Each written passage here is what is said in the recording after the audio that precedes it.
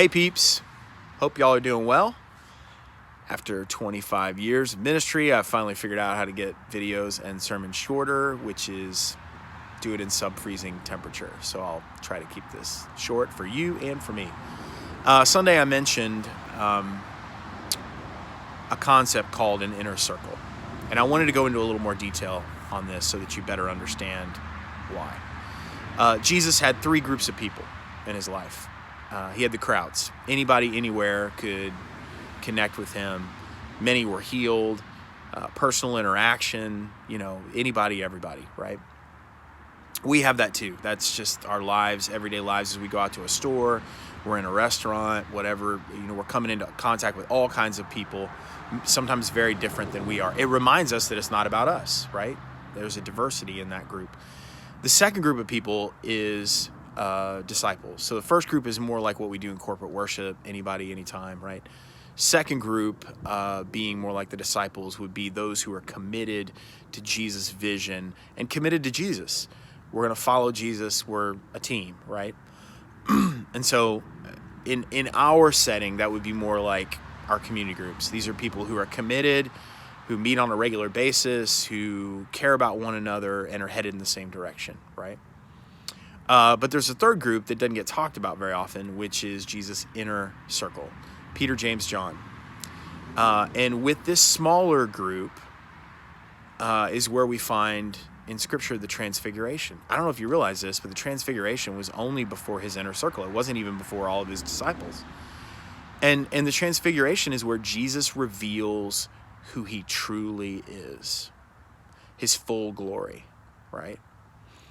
And it's an incredible picture for us because I believe we need the same thing. We need a smaller group of 2 to 4 people that we can be totally transparent with in our sin, in our successes, in our struggles, in our challenges, right? We have to have those people. I know that some of you who have grown up in kind of maybe in a different type of spiritual environment may automatically go to this thought of like what I call spiritual Gestapo, Inquisition kind of questions that are more about behaviorism. That's not what we're talking about here. Got no interest in that. But man, to have somebody that you can share your successes with and your failures and your struggles with that really cares about you and really that you trust is huge. Read a little article the other day from Henry Cloud about this testimony of this guy saying, I kept asking God to zap me out of depression. And it was in the process of being in a small group where people challenged me and I challenged them and they loved me well and I loved them, is where the Lord brought me out of my depression. I'm not saying that solves every situation. It certainly doesn't. But it's a great start. And so I want to challenge you. Here's simple steps that we're going to do as a church, okay? First, I'm asking you just to pray. Pray about who those people might be. Don't automatically assume it's going to be your best friends or just people you want to hang out with. Pray about who you could connect with at that level that you could really trust and that can trust you. Is it going to be a messy process? Of course. That's just, relationships are messy. But I'm asking you to risk. I'm asking you to put yourself out there. It may not happen right away because some people may already be in these groups and it may take some time. It's okay. It is, obviously it's a little weird. I had one of my friends say the other day, it's like asking somebody to prom, will you go with me? If you need to do like a note with like yes, no, maybe, it's cool. I'll help you. But pray and ask the Lord who might be in that 2 to 5 group. Now, secondly, you're just going to meet with them on a regular basis. Now that might be a phone call. It might be a Zoom. It might be a lunch. It could be, 30 minutes. It could be however long, right? But just regular contact, because intimacy and trust takes time, right? And we're asking that you would commit to it for at least 8 weeks. And it doesn't mean that this is a group you're going to be with forever, okay?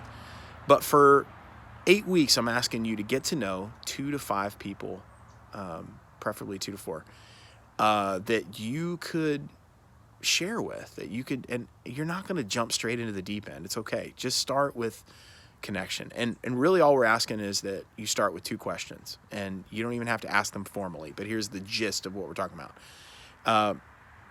How are you doing, and what is God doing? That's it.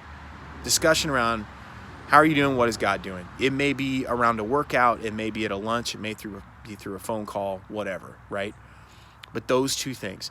Now, after that, where the Lord leads you, who knows? We've got groups in our church of women and men that have been meeting for years, and some of them have gone through books of the Bible, some of them have read books together, some of them have kept it extremely informal, but they have that inner circle. So important. So I'm asking you to put yourself out there a little bit, okay?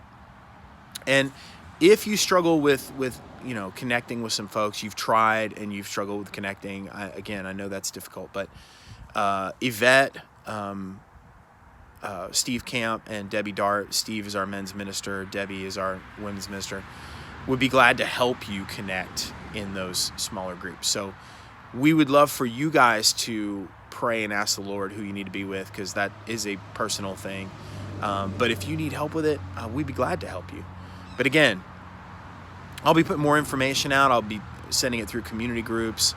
But I really want you to take a risk, because I believe there's incredible reward on the other side of it. So again, we'll be sharing more about this, and we'll be sending some things to community groups. But I love you guys, and I pray that this is something that deepens your walk with Christ and with others. See you later.